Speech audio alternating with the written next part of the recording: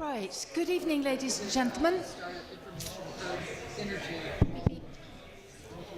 Good evening and welcome. Is everybody sitting comfortably? It's really nice of you to come and pleasure to see you all here. This is the second event in the series called Life Online Today and Tomorrow, which is put on as part of the 5-year Ego Media project, which is funded by the European Research Council and hosted by King's College London, in particular the Ego Media Group and the Centre for Life Writing Research. Our roundtable today is called Identities Online, and I'm really thrilled to have the speakers tonight, who are a fabulous lineup of expertises covering an enormous area. I'm going to do collective introductions, and then each speaker will talk for 15 minutes or so about their work or aspects of it that connect to Identities Online, and then we'll start panel discussion and questions from the floor. Because they're all so eminent, we could be here for a very long time whilst I read out their many accomplishments, but I'll try and keep it short because I know you want to hear from them. So first, delighted to introduce Leigh Gilmore in the middle, currently a visiting scholar at Brown University, having previously been Professor of English at Ohio State University and the first holder of an endowed chair in Gender and Women's Studies at Scripps College. She's the author of The Limits of Autobiography, Trauma and Testimony, 2001. She's published all sorts of articles on autobiography and feminist theory, and some other books, but we're eagerly awaiting the new book coming from Columbia University Press's Gender and Culture series, and it will be called Tainted Witness, Women's Life Narrative in Neoliberal Times. Next, I'd be delighted to introduce Julie Rack, who is Professor and Associate Chair of Graduate Studies in the Department of English and Film Studies at the University of Alberta. Julie also has a very long list of fascinating research interests and publications. Her most recent books include, this year, 2015, Life Among the Kalanat by Mini Adola Freeman, which she co-edited with Kibi Martin. That's an extraordinary account of Inuit lives in the 1940s and 50s. In 2013, she published Boom, Manufacturing Memoir for the Popular Market. She's also publishing a book about social climbing, or gender in mountaineering, expedition writing and film. And for our purposes in thinking about online identities, she has a very important publication co-edited with Anna Pelletti called Identity Technologies, Constructing the Self Online, which was published by Wisconsin University Press in 2014. And in 2009, she was co-editor with Jeremy Popkin of the invaluable translation of Philip Lejeune's On Diary, translated by Catherine Dernan, from the University of Hawaii Press, 2005. Finally, I'd like to introduce Sidonie Smith, who is the Martha Guernsey Colby Collegiate Professor of English and Women's Studies at the University of Michigan at Ann Arbor. She's also recently been president of the MLA, the Modern Language Association of America, with over 30,000 members. Her field-changing publications are really too long a list to read out. She's published key books on autobiography, feminist theory, travel writing, post-colonial and women's writing, and human rights. And her co-edited and co-authored works with Julia Watson have become absolute classics in the life writing field, particularly Women Autobiography Theory, A Reader, originally published by the University of Wisconsin Press in 1998, but with a second expanded edition in 2010. So it's also become an important voice in the study of online humanities and the future of academia. And on open access in November from the University of Michigan Press will be coming a manifesto for the humanities, transforming doctoral education in good enough times. So could we have a round of applause, please, to welcome our speakers?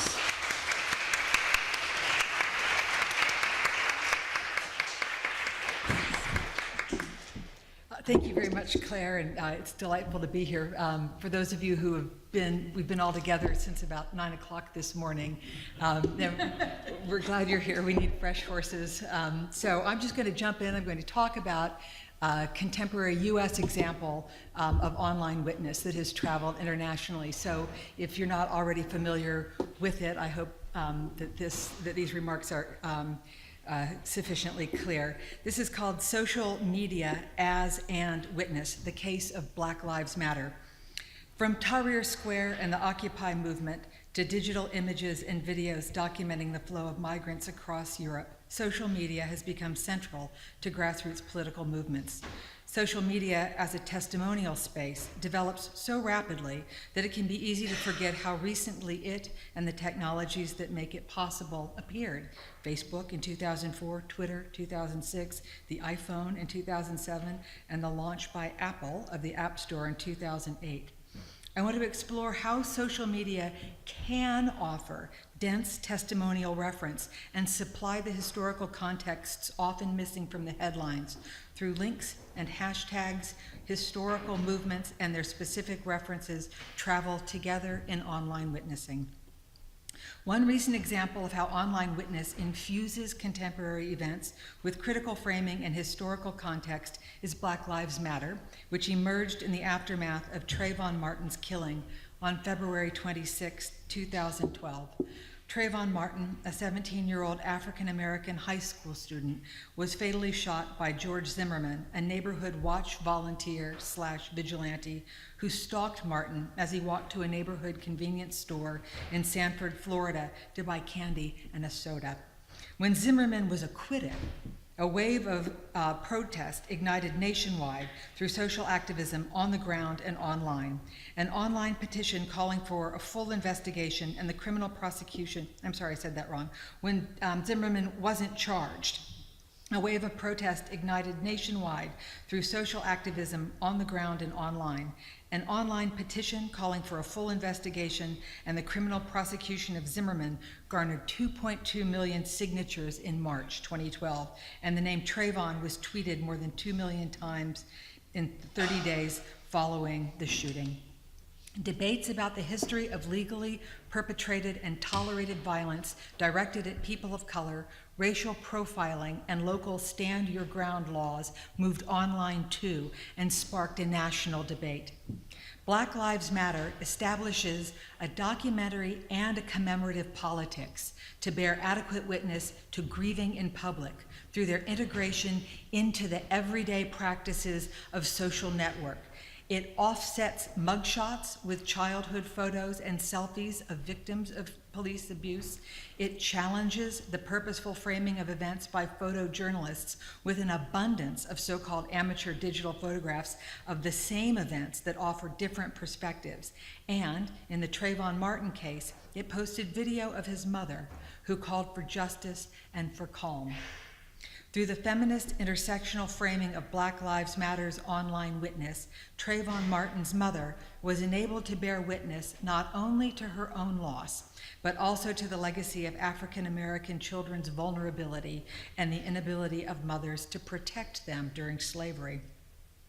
The Trayvon Martin case exposed the legacy of racial violence of slavery and lynching in the United States, including the lingering potency of Jim Crow laws, which instituted racial segregation in all aspects of life.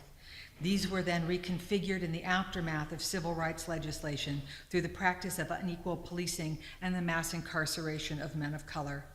Black Lives Matter frames the killing of African American men through this historical context of racial violence. It emphasizes the vulnerability of the Black body before the violence of state institutions without losing focus on the profound humanity of embodiment. Its capacity to conjure histories of racial violence urgently requires ethical witnessing of those who share and organize online, and it brings this framing online to a mass audience, confirming Lori McNeil's observation that the internet makes possible a collective scale of circulation that is simply unimaginable offline. In other words, this use of social media by Black Lives Matter connects what it means to put one's body on the line and online. The founders of Black Lives Matter are feminist activists and community organizers of color. Co-founder Opal Tometi explains the movement's beginnings and its intersectional commitments. I'm quoting her now. Black Lives Matter, a project started by 3 Black women, 2 of whom are queer women and 1 who is a Nigerian American, has opened up the political space for new leadership and as a result, a new movement to emerge. Black trans people, Black queer people, Black immigrants, Black incarcerated people and formerly incarcerated people, Black millennials, Black women, low-income Black people, and Black people with disabilities are at the front, exercising a new leadership that is bold, innovative, and radical. The Black Lives Matter origin story cites the failure of the law to hold George Zimmerman accountable for killing Trayvon Martin, rather than the killing itself as catalyst, emphasizing the significance of political interpretation and critique in its founding. Their movement developed as, quote, cultural workers, artists, designers, and techies offered their labor and love to expand Black Lives Matter beyond a social media hashtag. Opal, Patrice, and I created the infrastructure for this movement project, moving the hashtag from social media to the streets. Opal Tomety, another co-founder of Black Lives Matter, writing in the Huffington Post, explains, when we founded Black Lives Matter in 2013, we wanted to create a political space within and amongst our communities for activism that could stand firmly on the shoulders of movements that have come before us, such as the civil rights movement, while innovating on its strategies, practices, and approaches to finally centralize the leadership of those existing at the margins of our economy and our society, close quote. They purposefully register the historical context of their work, both in what they resist and how they understand themselves to be part of a history of resistance. Now, the history they offer differs from mainstream accounts of the movement, tying the evolution of Black Lives Matter primarily to its responses to a series of killings of African American men and boys by police officers, as some articles have, obscures the feminist focus on men's and women's lives. By narrowing its historicization to a presentist framing of the event, as some commentators have done, testimonial specificity is risked. Black Lives Matter is not, as its founders make clear, only about what happened, but about how to frame it, how to bear witness to histories of the present, and how to look at images of death, grief, and protest as a form of ethical engagement. Alicia Garza, another co-founder, clarifies that such an ethics requires going beyond contemporary models of politics and includes world-making, premised in the altered framing that comes from broad participation and shared leadership. As Donicia Yancey, a Black Lives Matter organizer in Boston, underlines in response to the criticism that decentralized leadership represents a lack of leadership and political naivete, quote, "It's absolutely wrong because we do know what we're doing and we're very clear."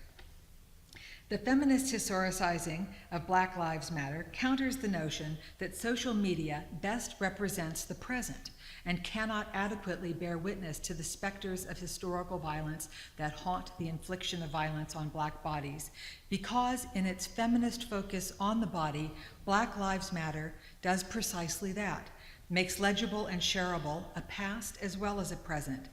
That is, all those videos made by people getting their phones out of their pockets in exceedingly stressful situations, taking up the position of witness as they record violent acts in which they otherwise cannot intervene, and then tapping their screens to send evidence online, are testifying to the iconic power of the mourned Black body. When what is shared online carries the hashtag Black Lives Matters, these digital images and video help to embed feminist witness within testimonial networks. Black Lives Matter was up and running when Michael Brown, an 18-year-old recent high school graduate, was shot and killed by white police officer Darren Wilson on August 9, 2014 in Ferguson, Missouri, after Wilson confronted Michael Brown and a friend for jaywalking. Black Lives Matter was not only positioned to document and share unfolding events, but to frame them and to organize. In contrast to the recycling of caricatures of young African American men as thugs, Black Lives Matter intervened in the national narrative as it was being created. As with its centering of Trayvon Martin's mother as a leader of the movement to seek justice for her son, Black Lives Matter countered the stereotypes of men of color, especially young men, as criminally dangerous, and instead, in a lightning-fast online environment, were able to slow the rush to judgment about Michael Brown. Through a feminist intersectional framing, men like Michael Brown are portrayed as members of families, and histories and contexts of their personal lives and their communities are combined with analyses of systemic racism. Black Lives Matter's model of civic dissent, public protest, and ethical witnessing also shaped the dissemination of information about the killing of Tamir Rice, an African-American 12-year-old boy, on November 22nd, 2014 in Cleveland, Ohio by two white police officers, the fatal choking of Eric Garner, 43 years old, on July 17th, 2014 by white police officers in Staten Island, New York, and the killing of Freddie Gray, 26 years old, on April 12th, 2015 in Baltimore, Maryland, who was dragged by police officers to a police van, handcuffed, and driven around so violently that he died. All of these incidents began with the initiation of contact by police with unarmed black boys and men as part of a permissible pattern of harassment and escalated to fatal ends. The very ordinariness of this activity, the ways in which it is undertaken with impunity in public and often in full view, also provides the opportunity to record and share it. In the rapidly evolving online environment, Black Lives Matter fended off some early potential co-optation of itself as All Lives Matter by adding another hashtag, Say Her Name, to address violence against cisgender and trans women of color. Black Lives Matter and Say Her Name transform the intimate and private knowledge people of color possess about state violence into public shared knowledge. They project outward into the public square knowledge of the pervasiveness of routine harassment and fear they experience daily. Black Lives Matter and Say Her Name build feminist activism into the testimonial network. Here, the black body resonates as part of a history of racial violence, and in its circulation becomes potent through repetition as the testimonial network online hosts a citational economy of retweeting and sharing that registers value in repetition. This repetition registers the presence of the women of color themselves who are bearing witness to bodies and consistently carries forward as hashtag and link their intersectional politics, which are also made available through links to pedagogical materials, guides to organizing, and other informational sites.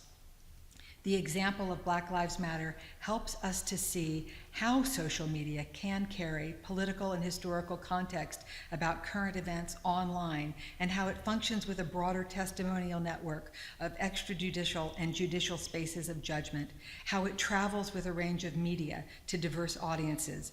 Through practices of sharing, linking, retweeting, and so on, a feminist form of witness joins the testimonial network and makes possible some interesting convergences. Concluding paragraph. Judith Butler has argued that protest requires a sense of the public square. Drawn from Roman history, the public square represents the space of politics and, quoting Butler, for politics to take place, the body must appear.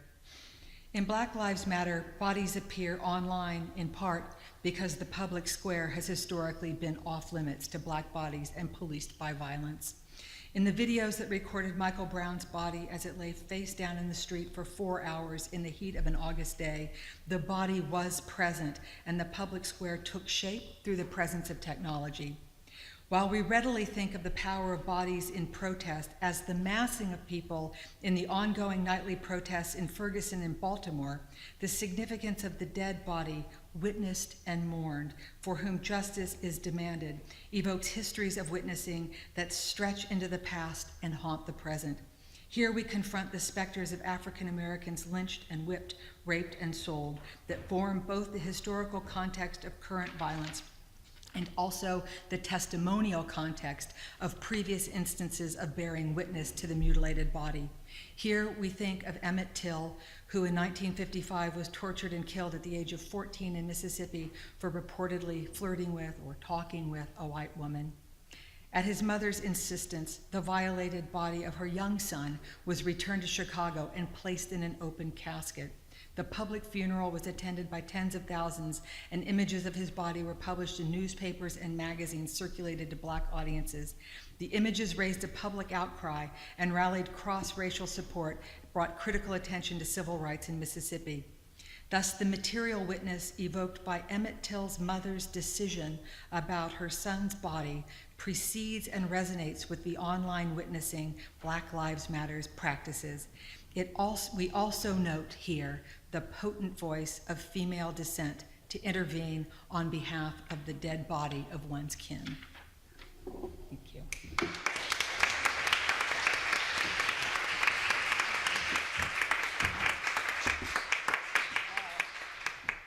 Wow. I'd like to say that I'd like to particularly thank the organizers of the Eco Media Conference, and I'm honored to be able to speak to all of you. As Leigh said, some of you have been here since 9, and a lot of you have heard me talk about the same thing just now.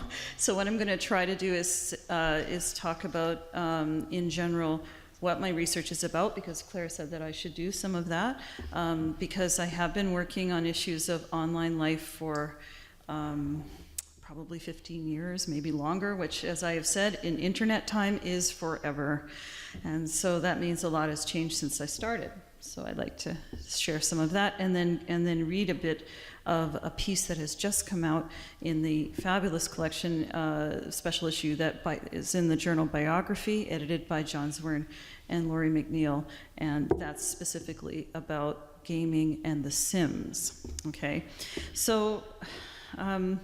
And before I do that, in Canada we have an equivalent hashtag movement called Idle No More, for those of you who are interested in that, which has a lot of similarities. When I was listening to Leigh's talk, I was struck by the fact that Idle No More is a social activist movement started by 3 young Indigenous women who are Cree from the provinces of Saskatchewan and Alberta, so in the center of Canada, really, in the Midwest. And just in quite a bit like Black Lives Matter, these women had decided that they were going to encourage their own communities not to be idle, but to stand up against the government, especially around water rights. And then Idle No More turned into a very large and anarchic and interesting activist movement about Indigenous issues of all kinds that is now putting pressure on our elected leaders in our country and creating a real debate for the first time about the thousands of missing and murdered Aboriginal women in the country. So this is a case of young people of whom nothing is ever expected doing something unbelievable through hashtag activism. So I think it probably is happening here too. And in the discussions that we have after, I'd love to hear some examples of that, because I'm interested in how the internet's being used that way. But here I want to talk about something a little different, which is games. So why am I interested in games? For one reason, more than a few of us actually play them. And so on an informal basis, I know I'm going to ask for a very low stakes level of participation. I realize that if you are a British person, this is going to be a lot, but I will. It's a very simple question, which is, do any of you play online games or have admitted that your best friend does? Okay, quite a lot. Anybody over the age of 40? 1, 2. Who play games or are just old? Yeah. Is there? I refuse to answer that question since I am 50. Yeah. So my mother plays Candy Crush and she's 77, so she's pretty good. So the thing that's interesting about that to me is how many people actually play online games of any kind. It's an activity that I'm going to say a lot of people engage in, but don't necessarily think through. Who are you online when you are playing a game? What is the game of identity that you are playing? What is the community in which you are engaging or not engaging? Is it a different scenario for that online identity than it is for the other parts of your identity?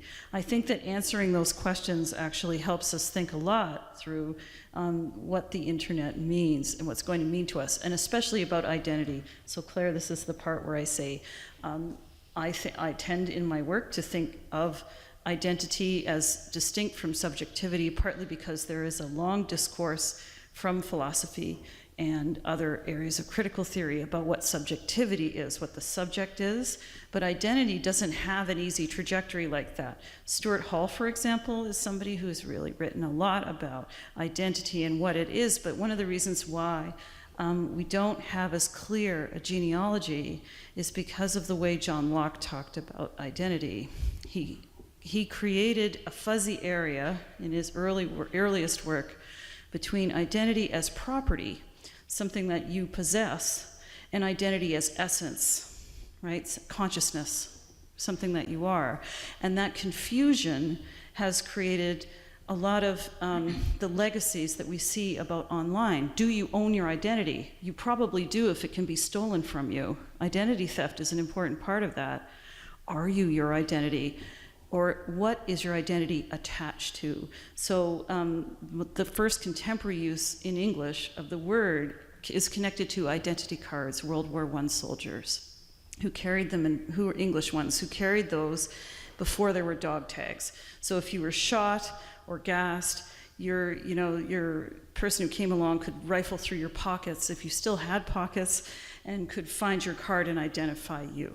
So you literally became your card in that case, especially if other things about you were not identifiable. So in that, and we now use that, we are our serial numbers, we are our accounts, like our internet accounts. We have our identity, in other words, gets stuck to things. We can think about it as sticky, and it adheres to certain kinds of practices. These are a lot harder to trace in the history of subjectivity, and it's a lot less abstract.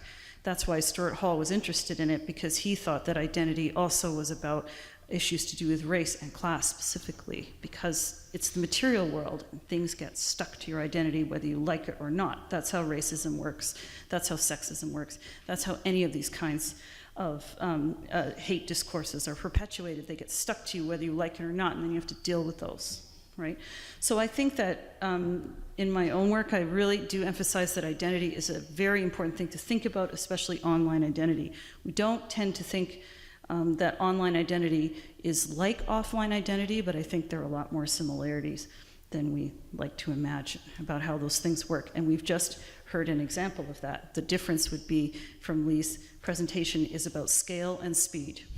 How many people found out about the murder of the young man? How many people found out quickly? How did the power of documentation suddenly land in the hands of people who get victimized through police violence? So to me, those issues are very live ones, and things that I think autobiography theorists are very well positioned to think about, because often identity in the work, especially earlier work on the internet, but it even can happen now, identity can be thought about almost as something that's self-evident. You just create it online.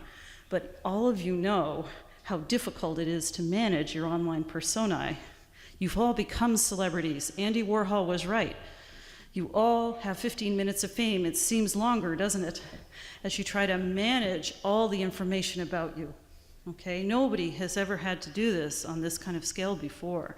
And so that kind of management is also an important part of thinking about identity in the digital age. What is it? It's about speed, scale, reach.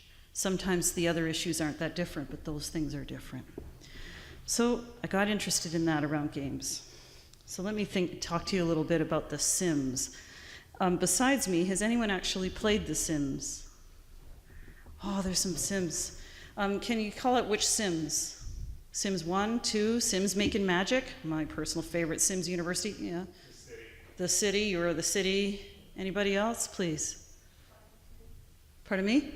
You were a 1 and 2? Oh, you're an early adopter. Nobody else here is going to admit to The Sims in the same way. Okay. Today I'm going to talk about Sims 3, but I was a Sims 1, so I'm from the very beginning. Why am I talking about the Sims franchise? Well, in my longer work here that I'm talking about, and how much time do I have, Claire, so that I know? You're good. I'm good? Okay.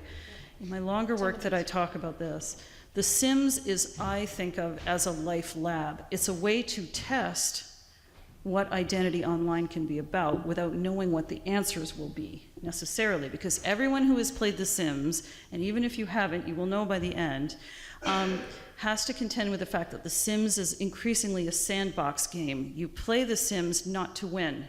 You can't get to 100% life. You can't win by beating anyone else. In fact, losing, failing in The Sims is about as much fun.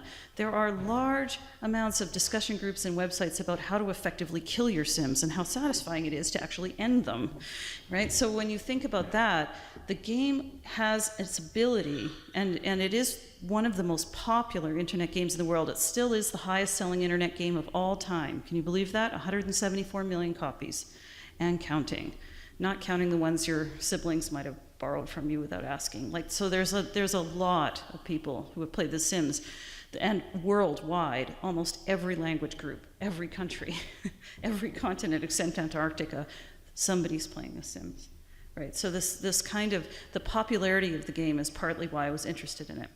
Another reason, it's thought of as a girl game by developers. And they often will be like, why does anyone want to play The Sims? It doesn't have a narrative. It doesn't have a plot. You can't shoot things. What's the point, right? You go to I always thought if you had a first-person shooter and it was in the Sims environment, everybody would have to stop and cook dinner, right? Because you get hungry, or everybody would just have to stop and look after the baby. That's the way The Sims works, right? It's more about banality, repetition. It's about ordinary life. In fact, the ordinariness of The Sims appears to be the source of its appeal. So one of the things I wanted to find out was, why is this happening? So I'm just going to read a bit from that and then think about why failing is an interesting part of The Sims. The Sims franchise is an excellent way to test the idea that I have that the study of life doesn't have to have a text necessarily, but can be a lab. The Sims creator, Will Wright, has described The Sims fittingly as a way to model ordinary life and then make it into other forms of life in a virtual world. Sims 3 is a good example of this process because, despite its often cited groundbreaking structure and the reverence many game designers have for Will Wright personally, the Sims franchise is most often either disparaged by so-called real or hardcore gamers as not serious enough, or it is credited falsely with being so popular because it's a game for girls, due to its non-narrative, non-competitive features.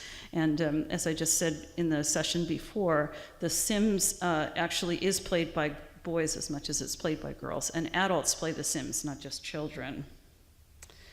Grant Tavener, for example, has complained The Sims is too much about ordinary life to even be a good game, or even be a proper story that maintains interest.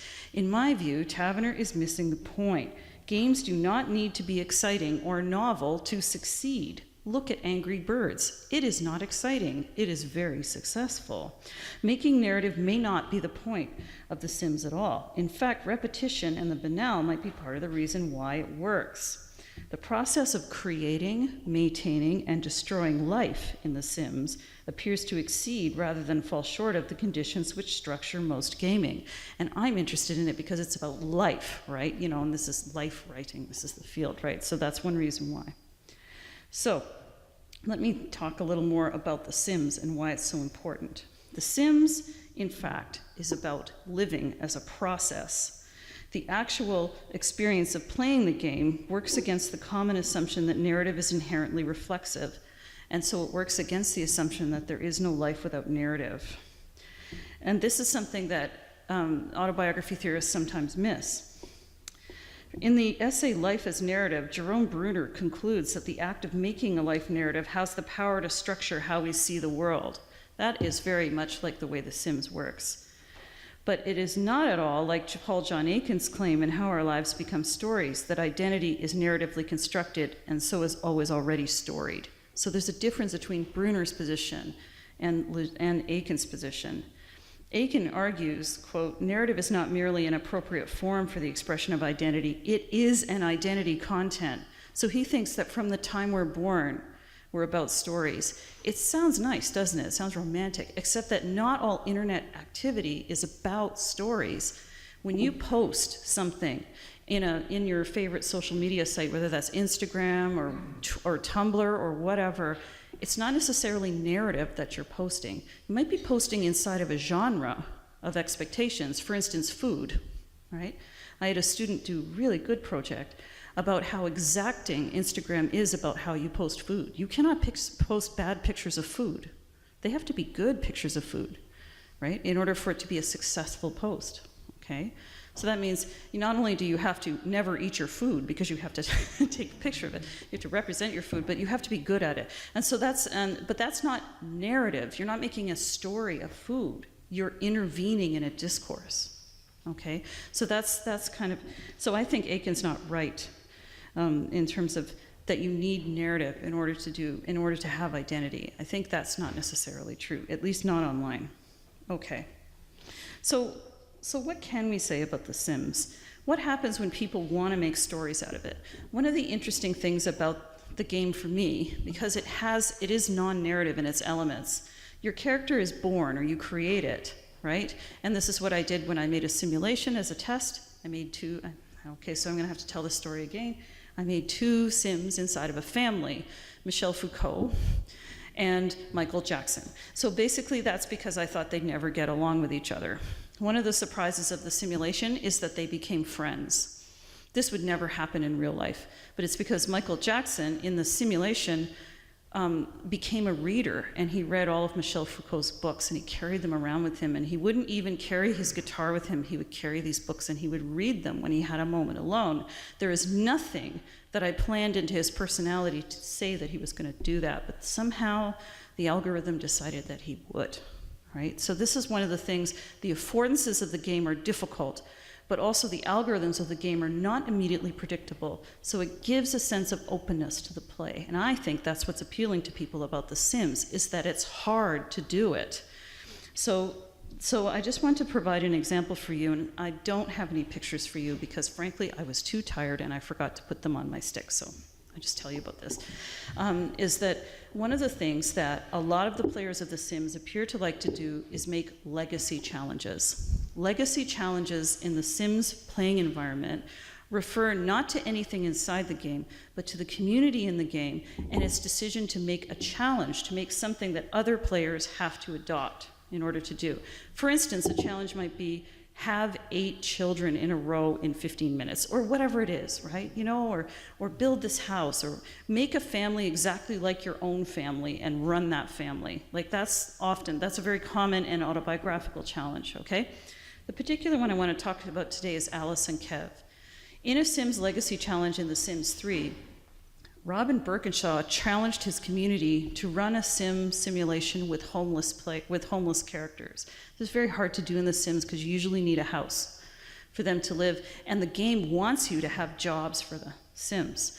So he made a homeless Sim who was crazy, but also who wanted to have intimacy even though he was insane and hated people. So he's already unable to do things. And then he has a daughter who has a good heart, but who has to live with her father and he doesn't treat her well.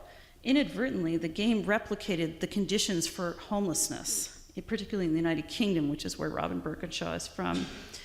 And a lot of people started to follow his stories that he would write about the simulation that he would run every night, about the characters. So he made a story and he made the characters believable, even though it's hard to do in The Sims. And then he made it possible to download the characters into your own scenario. Many of the players would do it because they'd want to save the characters from homelessness, but the point is that you can't do that. It's actually very hard to stop being homeless. And so what happened instead was a social activist component of the site developed, where it became possible to go learn more about homelessness, to donate money, to do other kinds of offline activism about homelessness. And that happened even though the community wasn't geared towards that. So one of the things that I want to have for you as a takeaway from that is not only that doing different methods for this kind of research can yield up surprising results, but also that you don't need narrative in order to have identity, at least not in The Sims. But if it is created under difficult conditions, these can be compelling to communities and create other unforeseen results, whether they're political ones or other kinds of results. So maybe it isn't true that our lives are always already storied, but it is true that story making under difficult conditions can be what online environments have to offer all kinds of creators, whether they're young or old, wherever they live, whatever they are doing. If they have a computer and they have some access to a little bit of internet, it is pretty amazing what some of them can create. Thank you.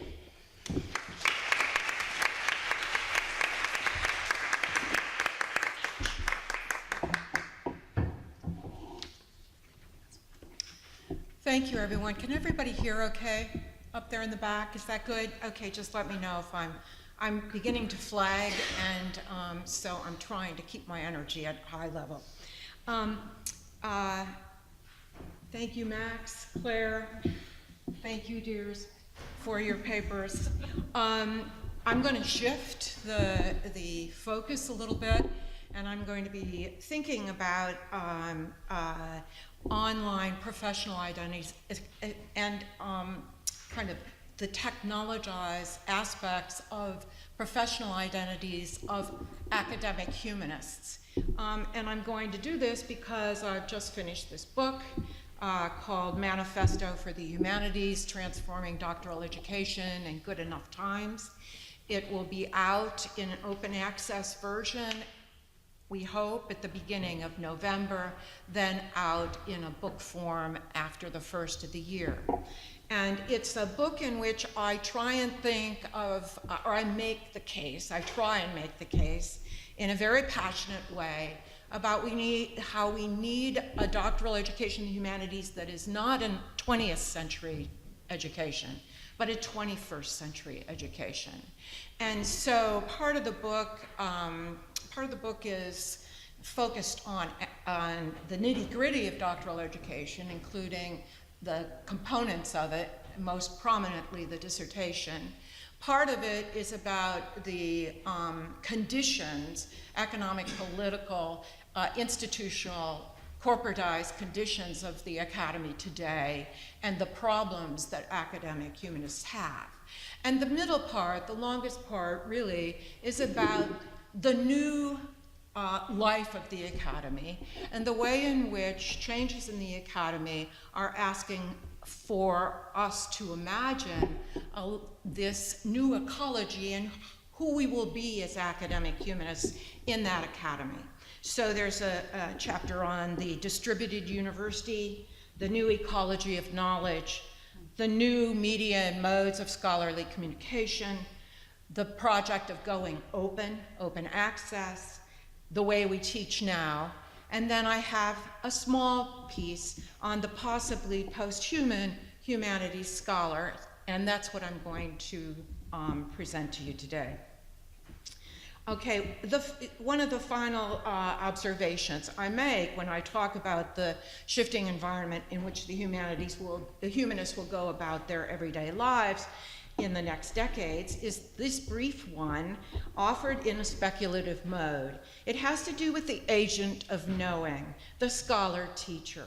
What kind of scholarly subjects will humanists be? How might they think of themselves productively as post-human? In what sense and to what end? It is not the place here, I say in this book, to really parse the several strands of contemporary theorizing the post-human. That can be found elsewhere, but what I can do is offer an impressionistic portrait of the possibly post-human humanities scholar. For one take on the possibly post-human humanist, I can go to William J. Mitchell and his 2000 book, Me++, The Cyborg Self and the Network City. I read Mitchell's Me++, it's a kind of autobiographical manifesto of what he calls the electronomadic cyborg, and a riff on Donna Haraway's cyber politics. He writes, I am plugged into other objects and subjects in such a way that I become myself in and through them, even as they become themselves in and through me, end quote. No isolated singularity, no autonomous individuality of the Enlightenment subject or humanist man. His maxim and motto for the Me++ is a counter-Cartesian. I link, therefore I am. Mitchell's Me++ subject is at once custom designed via enhanced embodied capabilities and radically extended via technological devices and digital networks. Or to put it in other words, that subject is a prosthetically extended conjunction of carbon and silicon. This is the technologized concept of the post-human, outfitted in a kind of feminist ethic of relationality. I'm not quite going there with him in what I'm trying to convey about the importance of attending to the kinds of subjects academic humanists are becoming in this knowledge ecology. Riffing on Mitchell's subject as a composite of fleshware, hardware, and software strung along the electric currents of networks, I want to propose the New Scholar subject as a performative of passionate singularity, hybrid materiality, and networked relationality. This is one sense in which the humanities scholars to be is possibly post-humanist and a post-humanist scholar. But there is more to consider of this scholar subject presumed to be the locus of thinking. What exactly is doing thinking now? As successive generations of computer devices and their algorithmic codes are built, those devices come, as Daniel Atkins observes, to seem natural. Some are integrated physically into human bodies. This hybrid materiality involves not only device and human, but device, human, and networked cyber infrastructure. If Atkins writes on the sanguine side of technologized subjectivity, Viva Vaidhyanathan is less sanguine about the human-device interface that is becoming the embodied self. Writing on the occasion of the death of Steve Jobs, he observed, quote, "We now view computers as prostheses to our bodies, albeit prostheses as dazzling as amulets. We touch devices directly with our oily skin. We manipulate data and images as if there were no lens between them and us. We are embedded in a lattice of devices and digital radio signals, and those devices and signals are embedded in us," end quote. Now, whether one is sanguine or not in assessing the naturalized, technologically hybrid subject, the implications of this state of being human for the humanist scholar whose coin is reading, interpretation, critique, and storytelling are profound. The locus of thinking for the prosthetically extendable scholar, joined along the currents of networked relationality, is an ensemble affair. It involves the scholar, the device, the algorithm, the code. It involves the design architecture of platform and tool, the experiential architecture of networks, and the economy of energy. It involves the cloud, the crowd, and the rooms, brick and mortar and virtual, in which scholarly thinking moves forward. David Weinberger's witty title for his book on the emergent knowledge ecology captures the complexities and perplexities of the scholar's life that is becoming. This is his title: Too Big to Know, Rethinking Knowledge Now That the Facts Aren't the Facts, Experts Are Everywhere, and the smartest person in the room is the room. Ultimately, thinking is a collaborative affair of multiple actors, human and non-human, virtual and material, elegantly orderly and unruly. Jane Bennett, in her project To Give the Force of Things More Due, would call this distributed composite notion of agency and agency of assemblages. This concept of agency is post-human in the sense that it dislodges the human subject as the entire site of rationality, autonomy, intentionality, and effectivity, and joins the human subject to the, quote, material agency of not quite things. Through this discussion of the possibly post-humanist, I am making the point that it's critical to complicate the understanding of how humanists do the work of the humanities. Yes, the mode of doing humanities scholarship in the academy has commonly been described as that of the isolated scholar producing a long-form argument in the shape of a book. And faculty needs have commonly been described as individual study, computer screen, archive, and time. In this time, however, possibly post-human humanities scholars will accumulate new skills, including that of algorithmic literacy, not only learning how to interpret results, but to understand the whole cooking process of algorithm development, as Dean Rayberger observes. They will be at once multi-mediated self-presenters, self-archivers, bricoleurs of intellectual inquiry, individual and collective. They will be anonymized databases, network nodes of a knowledge collaboratory involving scholars, students, lay people, smart objects, and robots.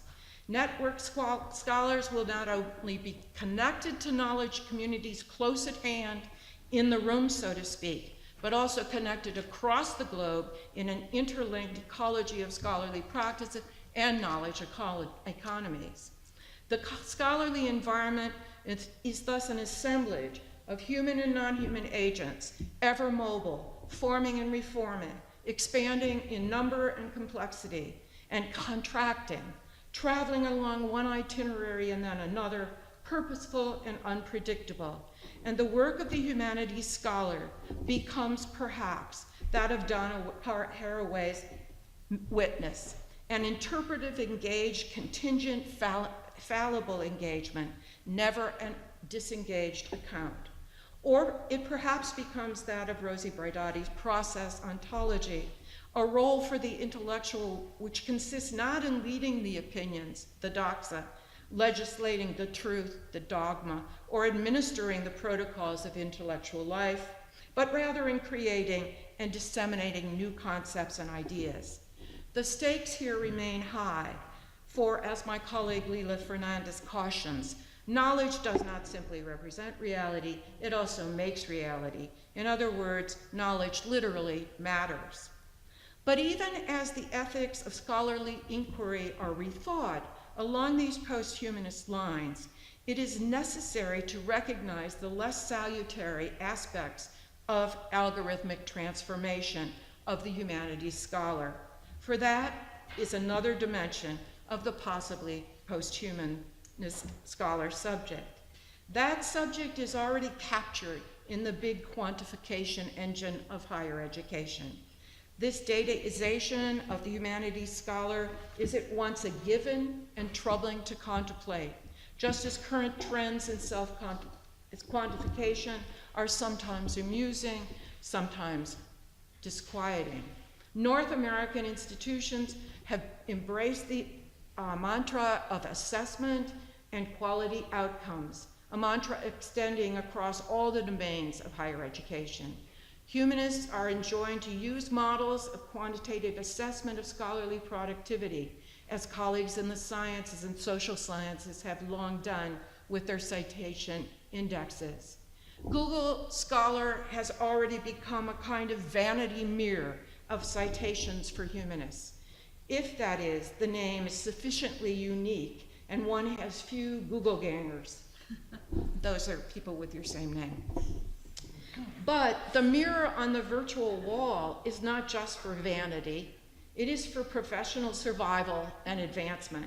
The quantified scholar subject is constantly asked to produce data on scholarly impact and to produce running commentary or metadata on how that data should be interpreted by colleagues and external evaluators. Just as the quantified self movement awaits the next device of self-monitoring, soon humanists might see a citation device embedded in the wrist of the humanities scholars with its own scrolling readout of real-time citations. A printout of intellectual passions distributed through reading publics. Indeed, technology might be found at fingertips in the apps for smartphones, such as Evernote, Office Drop, Notebook, Scrivener, and so on. And now the scholar subject is assuming another task, producing oneself as data on annual activities forms. These data-driven forms are the online forms colleges and universities are using to track faculty activities for the purposes of mining data regarding teaching, service, and research. Such data-driven forms are overriding faculty and departmental understandings of value. They are turning faculty into form fillers with often frustrating results with regard to time and energy. And they are extensions of efficiency measures that allocate staff to shared service centers and transform scholar subjects into accountants of activity. And for this, faculty have to once again critique that accountancy and pressure administrators to ensure ease of use, flexibility, and a kind of attention to the values that the forms reproduce and inscribe. Whether humanities faculty think of themselves as post-human scholars in utopian or dystopian mode, or as some kind of hybrid witness avidly going about the work of the humanities in the world, or whether they understand themselves as humanists in the transition of uncertainties, they face daunting questions. What will their scholarly and teaching projects look like? How will they do their work? What energizing infrastructures will they depend upon? What set of skills will they need to do work? How will their work be communicated? Who will their audiences be? How will it be funded? Who will own their work? What will its impact be? How will it be evaluated? How will ecologies and networks of knowledge emerge differently in the future? How will they imagine a career in or outside of the academy? The questions go on and on. To be sure, old habits of doing scholarship and old scholarly subjectivities will certainly persist, but new habits are now mobilized and new scholarly subjectivities emergent. How those habits and subjectivities will evolve in the midst of future technologies and cultures of sociality can only be dimly glimpsed. That is the distinctive work of the humanities in the world. That is the lens scholars must turn on themselves, doctoral students, faculty, and administrators alike. And I'll stop there.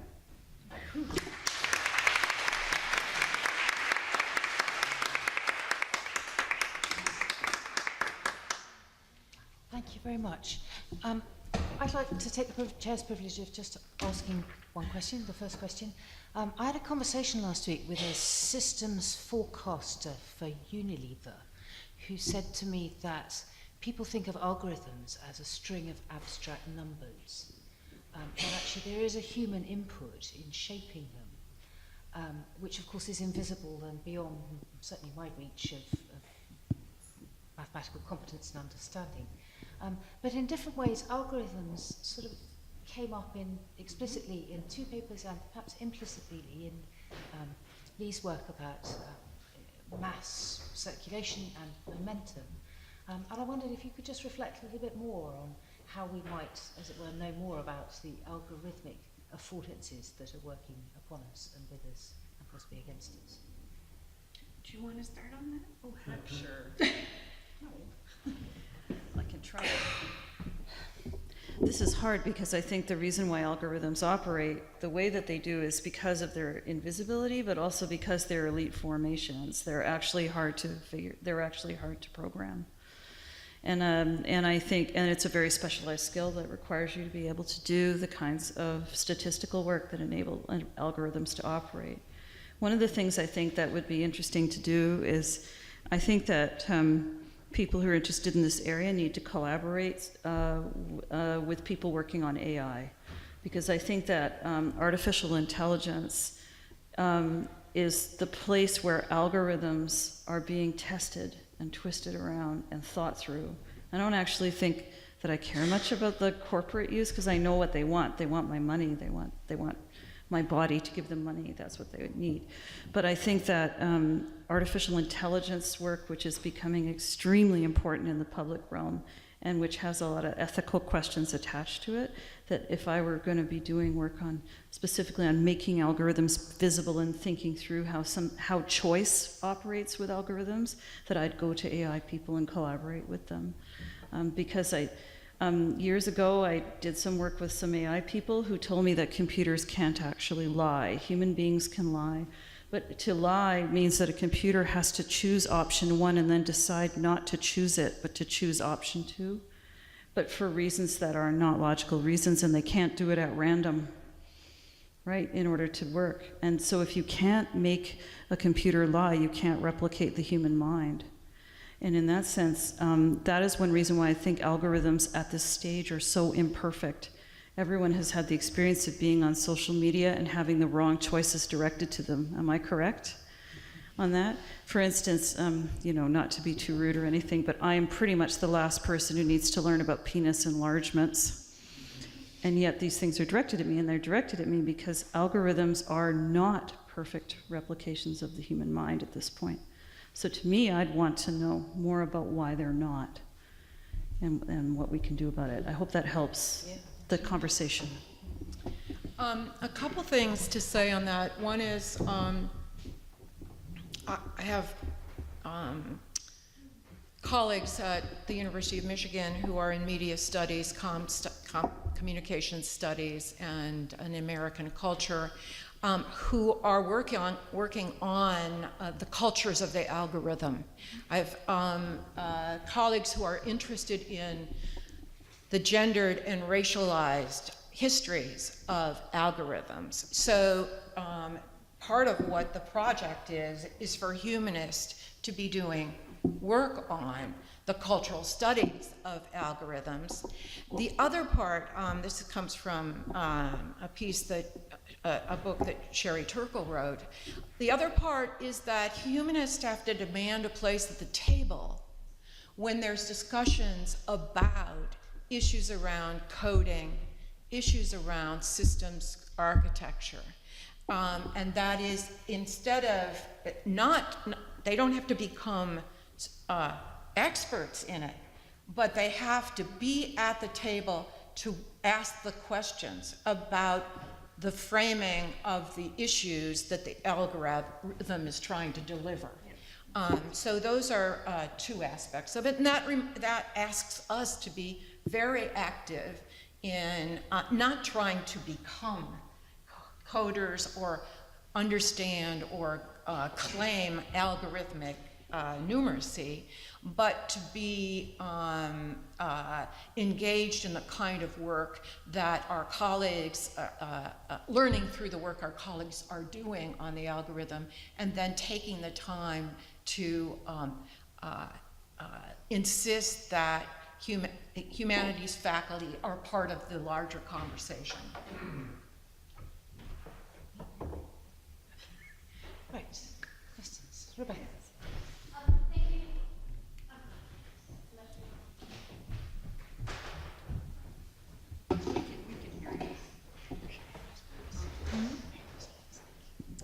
Thanks. Thanks for 3 great papers. My question was actually for Julie. Sure. At times and it feeds into the prior discussion, but at times in your paper, I was sort of seeing a slight slippage between narrative and, in a positive way, narrative and prediction. Yes. And so I was given, we're in the, age of, predictive text and, Google search prediction, etc. I was wondering if you could sort of tease out some of the implications you might see in the sort of the Sims, sort of maybe in the popularity of the Sims, is this sort of unpredictable scenario, or in relation to algorithms? I just thought that you probably had some very interesting things to say about it that I wanted to hear. Maybe I'll try my best, but it is something, I don't even know what time it is at home, but I will. You're right to point this out. So just to let the public audience know, one of the reasons why I talked about narrative the way that I did to do with gaming is that gaming doesn't, there are problems with researching gaming. Everyone who knows who's in gaming research knows what these problems are. So, but in case you're not, games are not texts sometimes. Right? So they're also experiences. So they're played differently by different people. A very good example of that would be, there's a really very funny video you can find on YouTube, which is a really well-known drag queen, and her nephews have given her Grand Theft Auto to play. and she's never played Grand Theft Auto. She doesn't play games anyway, and she decides to play it, and it's a record of what she decides to do, which is that she decides she doesn't want to shoot anyone, she just wants to wear fabulous outfits and, you know, fight people or whatever. You know, like she does things that the game says you're not supposed to do, right? So that's part of the problem with narrative in the way that it's understood, for example, in literary studies or even in narratology, is that the structures required to look at what narratives are don't always exist in gaming, right? They don't always exist in other kinds of online formations either, but it doesn't always answer the questions you might have. So for instance, if I ever have to teach gaming, the problem with teaching gaming is you can't just say this is how a game works, because you actually have to have, not only do you have to have an understanding of the affordances that are limiting and making possible your activity, you also, every user is slightly different. Any game, if it's any good, is going to have a different relation. Also, experience is a form of knowledge that is not immediately teachable or transmittable by me, right? I'm not the source of knowledge about a game, necessarily. I'm not the only one, and I shouldn't be. There's also the industrial history of the game. So there's a whole bunch of things that don't really make it possible to teach a game like a text. So that was one thing that I thought about. The next thing I thought about was, in my training, there is a collapse between narrative as a process of making a story and a narrative, which is a finished product, right? So very often you'll hear people say, and in this narrative, the following thing happens. Well, everyone knows that if you were talking about poetry, you cannot talk about narrative necessarily, unless there's a story being told in a poem, right? You can't. Poetry is operating discursively very differently. The same thing happens with games. So I wanted to drive a critical wedge there. You're quite right that I do make a homology, which I should probably think about some more, because I think you're right, between predictability and narrative. However, I do think that in the sense that narratologists often discuss narrative, that predictability is part of narrative. It's just some things look more predictable than others. Algorithmically, for instance, the way algorithms are supposed to work is they're supposed to act like they're humans, so that what that means is that there's an accretion of enough data so that it looks like a human decision has been made for you. You'll like this on the basis of these other things. What often feels limiting is that human choice and in fact human thinking is so networked. It's much more networked than a computer is, at least right now. Maybe in 10 years it won't be true. So to me, I think that's one of the reasons why I made the homology the way that I did. But I have to say, like, there is more than one kind of narrative possibility. And I think that kind of opening up of what those things are is what I want to get at when we're thinking about interfaces like games. I don't know, so hopefully that's the beginning of an answer, but I take your point, and I think I should be more exact when I think about it. Thank you all for those wide-ranging and provocative papers. They were terrific. I'd like to address my question to Leigh, and without going into a lot of detail, because this is a very American example recently. Leigh, I wondered if there was, in a sense, a negative of what you were discussing, or a limit case, perhaps more precisely, in the case of the Sandra Bland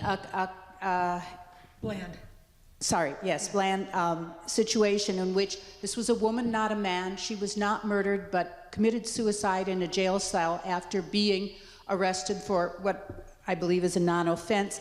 And of course, no body could be displayed. So it made me start to think about, is there a sense in which this thinking about social media as a kind of witness is in some ways perhaps a utopian construction at a moment of the continuation, obviously, of racial injustice to the point of imprisonment, persecution, and murder?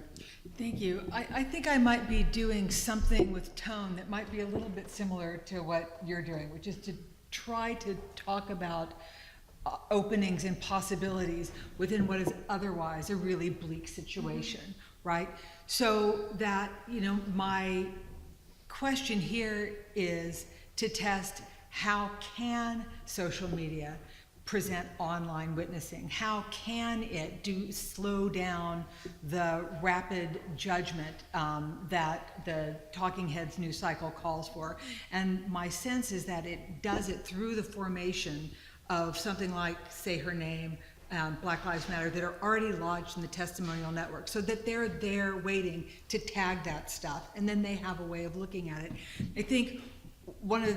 I think the Sandra Bland case is really interesting, and I'm going to talk about her tomorrow. Which is to say, she's already an activist. We already have. Sandra Bland is a young African American woman who was heading off to Texas to her alma mater to take a new job. This was a really positive new step for her in her life, and she was excited about it. We have a selfie of her in her car when she's heading off on her drive. What we can tell happened next is that very close to the campus gates where she was going, a police car was pulling up behind her really fast, and she changed lanes to get out of the way. He then pulled her over for failing to signal for making a lane change. So there's a sort of non-thing that happened, and what you begin to understand is that the revenue of that small town was largely driven by those kinds of routine traffic stops. The study after Ferguson discovered that there was a pattern of police activity that was targeting African Americans with minor offenses, and then rewarding officers for making multiple citations, so that people would walk out of, a non-moment, a suspicious pullover, and walk out of there with, cited for expired driver's license, broken tail light, on and on, so that they would walk out with $700, $500, $200 of debt, which was too much, and then they would miss the payment, and then heavy fines would accrue. And so it's a practice, right? It's a legal, permissible practice of harassment. She was pulled over, and there's a dashboard camera, so it records the acceleration of his contact with her, which is to say, give me your license. She provides it. She's smoking a cigarette. He asks about her mood, and she's policed into commenting upon her mood. And she says, yeah, I'm not having a very good day. And it escalates from there. He tells her to put out her cigarette. Smoking a cigarette during a traffic stop isn't illegal in any state in the nation in the US. And it goes from there really rapidly to him saying, I'm gonna light you up, and holding his taser at her face. He hauls her out of the car, he throws her on the ground, and she narrates what he's doing to her. So she bears witness to the criminal activity, and she names it in an ongoing way as this is occurring. And then what we find out is that she's held, she's able to contact her sister, and then she's a jailhouse suicide, allegedly. So in what ways can Sandra Bland bear witness to the crime that's committed against her? And my sense is that she was doing everything she could. She was bearing witness to a crime that was taking place against her. She said, you're pulling back my arms, you have your knees in my back, you're hurting me, don't you care? And she continued to name that. And it makes the suicide difficult to read. It makes it unintelligible. So my sense, what I'm going to talk about tomorrow, is that there's a way in which Black Lives Matter and Say Her Name are not the only feminist witnesses that are placed now within a testimonial network in which all of these acts are circulating, but that there's an older witness whenever sovereignty and dissent and gender are at play, and that's Antigone, who also has an illegible jailhouse suicide in a way. And so it's the figure of Sandra Bland as an Antigone that I think is emerging as a very important kind of witness. And I would say that that's also the form of witness that Bree Newsom represented, who was a young African-American woman who, following the church mass killing by the young white racist in South Carolina, and the quick discussion about taking down the Confederate flag that flies over that Capitol, she climbed the flagpole and took the flag down, chanting the 23rd Psalm as she came down and said, and they said, "You're come down, you're going to be arrested." She said, "I am aware," and presented herself for arrest. She was naming her action as it was ongoing. And it seems to me that these are figures that present the same kinds of possibilities that have compelled scholars about Antigone to think about Antigone the character, Antigone the play, and Antigone with a performance history of resistance in important context. So, that's a sort of longish answer, but I think she is in the testimonial network. I grieve her loss, and I think she stands as a witness. Hi. Thanks to all the panelists, and my question's for Leigh as well. When you were talking about bearing witness to the present, I was thinking about how I've been seeing on Twitter and Tumblr and young people of colour using those sites to express fear about the future in kind of the exact terms of Black Lives Matter and say her name. So I don't want to become a hashtag, for instance, or on profile pictures, kind of drawing attention to the fact that they could be used against them by television networks and that kind of thing. And it struck me that they're expressing how they feel, but they're also taking advantage of the longevity of the medium and the fact that they're almost bearing witness before the fact, if you see what I mean, and trying to project their ability to control the narrative of their lives into an uncertain future. And I wanted to ask how you think that plays into the testimonial network. I think that's a really good question, and I haven't really worked on that or thought about that at any length. But I think that one of the things that's happening with that is that there's a real fusion of very everyday uses of kind of an online life, where you might do any number of things that are then sort of seamlessly transitioning into making a kind of political statement.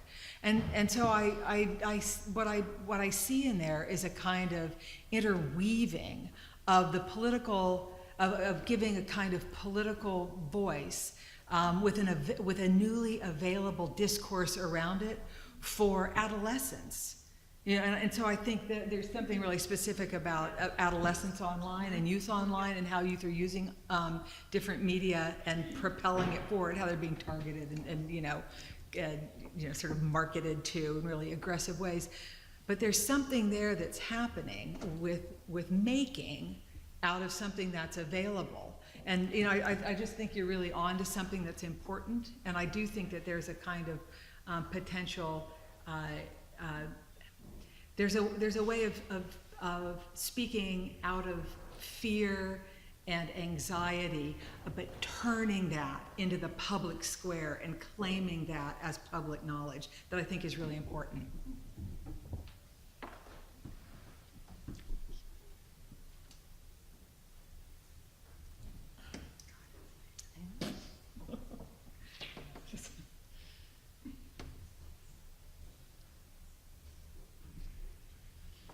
I have a sort of question which might connect things, which has to do with affect. Again, sort of hovering around all the papers was utopian, dystopian, walking a very fine line about how we can make things better, how we can make the best of what we have, and in what ways opportunities for feelings are changed by online practices and possibilities. So could I ask you very generally to say something, or very specifically to say something about in what ways you see your subject being changed by in digital forms, having different affects or different possibilities for affect. And they look at me. I can say something short and quick. Do something short. I have to think first.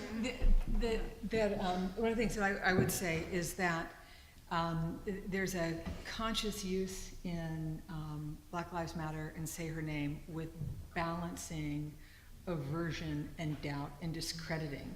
That's deeply, deeply woven into the American response to the vulnerability of the Black body, and that what's woven into there is historically so deep that the aversions of white culture are always running out ahead of any kind of resistance. And so there is an affect management project going on of rehumanizing people. And so, you know, I do think that that's really important. So there's a conventional link in US media that connects anytime people of color are involved in a crisis and anything gets broken with looting, right? So, you know, and this is the 10-year anniversary of Hurricane Katrina, and one of the ways that the images were presented in that crisis was that, you know, it was a failure of the levees, and when the city flooded, there was no electricity, there was no drinking water, and when people of color took bottled water in a life-saving act to survive, it was portrayed as looting. So what's really important that to break is this sort of naturalization of affect, which comes through the repetition of association of negative acts and judgments directed at people. And so that is a form of producing affect, and part of the protest is to supply alternative images, to supply alternative framing, and to, you know, look at the neighborhoods in which white residents of New Orleans were also taking bottled water out of stores that had broken glass in the storefront. So it's a kind of it's managing affect through recontextualizing the image production that leads to just the repetition of certain kinds of judgments and their capacity to take hold as truth. Can I just add a comment to that, which is, I don't know if you've seen it's been You have to speak up. sorry, more like there's been little research on the export, as it were, of Black Lives Matter into other campaigns. So very interesting practices of, for instance, Palestinians in Ramallah, refugee camps, holding up placards saying Black Lives Matter, taking selfies, and then putting it out there. So it's a really nice fill-in for that. Thank you. So, Sid. These are always a hard act to follow. But I do have something to say about affect and the scholar and affect, and the difficulty, in part, the difficulty of this this transitional moment in the academy, and this sense that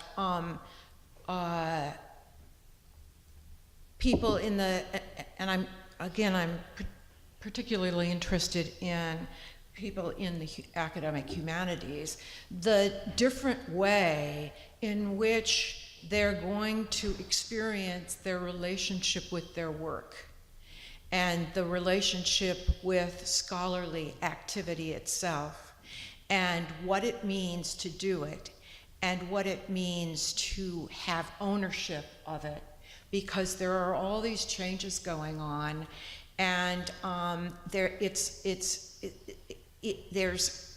anxiety, there's a sense of there can be a sense of kind of shame about knowing the changes are going on, but not being able to imagine oneself in this new, I don't want to call it new, in this transforming environment.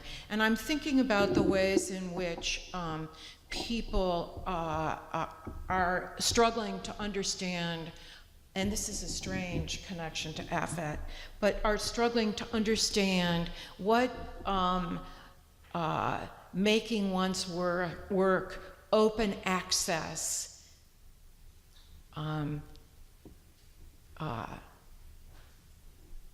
what that means for the sense of how being asked to let one's work go into a system that is a value system that seems to be alien and distressing in a way, because we're used to thinking about ownership of our own work, about producing it in an isolated environment, and then having it published in book form, and that being the affective attachment we have to that one form, powerful form of scholarly communication. So that's why I hear my colleagues talk nostalgically about the desire for an earlier time, about a threat to the humanities, and all of that is about the affect that's attached to how it is we think of ourselves as being scholars and doing scholarship and publishing it and circulating it. You, if I may, you actually answered partially my question, which I have. Sid. We have a good idea now what the post-human humanities scholar will be like. How about the post-human doctoral candidate? Will there still be a doctoral thesis? Do we need a doctoral degree at all? Or teamwork? What it will look like according to what you have written?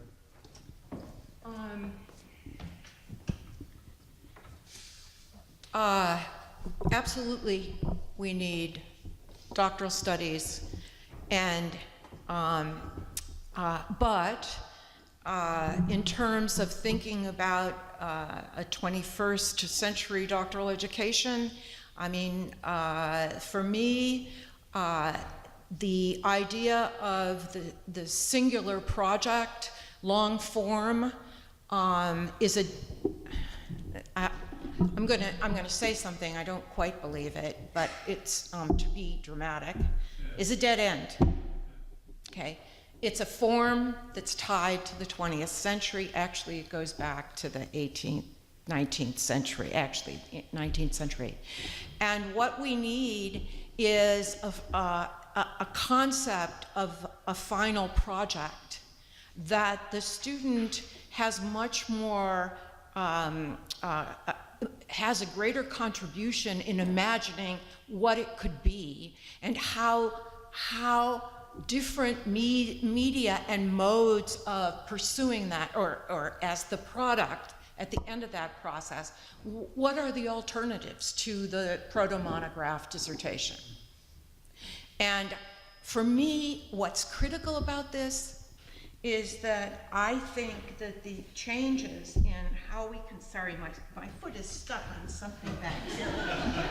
I can't get it off my shoe. Backstage here. Sorry, I felt that was a critique coming from under the table.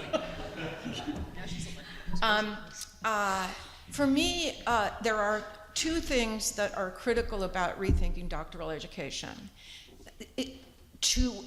To address two major issues. Now, I'm talking about in the US and North America, okay? So this may or may not have anything to do here. But the humanities is unable to attract a diverse enough cohorts of doctoral students. And we will be irrelevant if we aren't a more diverse faculty. That's just it. Our work will be less relevant, and we will be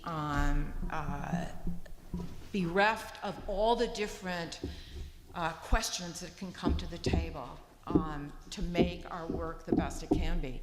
And the second is, and this is a condition in the U.S. that's a radical condition, and that is the casualization of the labor force in the academy and the woeful treatment of the non-tenure track faculty in terms of salaries, working conditions, and contractual arrangements.